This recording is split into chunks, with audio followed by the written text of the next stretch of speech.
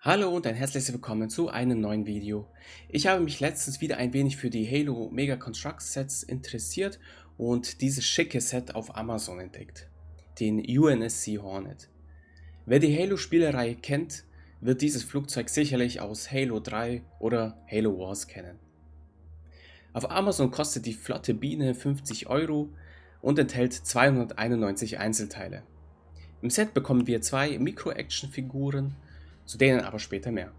Der Hornet ist ein VTOL Vertical Takeoff and Landing Flugzeug, welches neben seiner freien Manövrierfähigkeit auch in der Lage ist, zwei Soldaten jeweils an den Seiten als Feuerkraftunterstützung bei sich zu haben. In Halo Wars kennt man dies mit dem Upgrade, in dem zwei Soldaten mit Raketenwerfer hinzukommen. Ziemlich OP und geil anzusehen. Grund genug also für mich, dass das Set meine Aufmerksamkeit zu Mega Constructs wieder eingeholt hat und euch damit auch Sets dieser Themenreihe vorzustellen. Nun beginnen wir mit den Minifiguren. Die erste Figur, die wir hier haben, nennt sich Sergeant Stacker. Ein UNSC Marine Veteran, den man das erste Mal im ersten Halo-Teil sieht. Als Bewaffnung erhält er hier die Magnum-Pistole. Sehr schön ist seine Rüstungspanzerung und wenn man ihn jemals kannte, wird man ihn auch an seinem charakteristischen Bart erkennen. Sonderliche Details auf seiner Rüstung besitzt er allerdings nicht. Die zweite Figur ist ein Ortssoldat.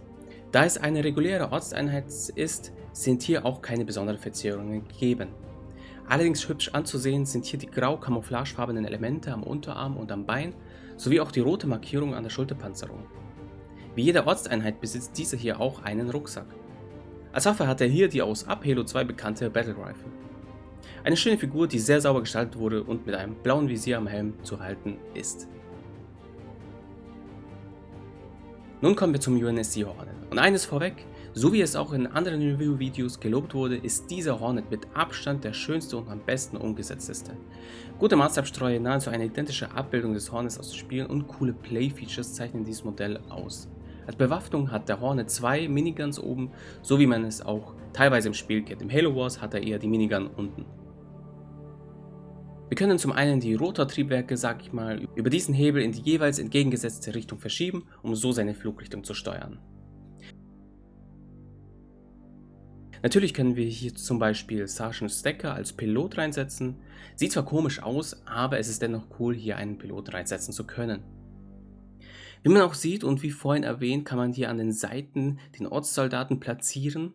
Dies funktioniert allerdings ziemlich sperrig und ist echt mühselig, ihn hier erstmal festzuklemmen und dann gleichzeitig in eine epische Position zu versetzen, ohne dass er sich wieder loslöst, was zwar für einen Frustmoment sorgt, wenn das passiert, jedoch wenn man es einmal geschafft hat, dann sieht es einfach Hammer aus. Und richtig gut, dass hier an dieses Detail des Hornets gedacht wurde.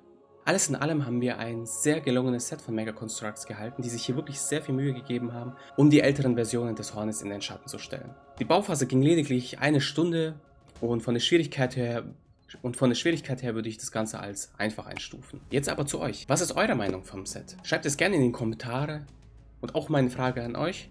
Welches Set sollte Mega Constructs ein neues Remake verpassen? Mit dieser abschließenden Frage verabschiede ich mich hiermit und wünsche euch hier ein schönes Wochenende, schönen Abend und einen schönen Tag und wir sehen uns dann wieder zum nächsten Video. Ciao, ciao!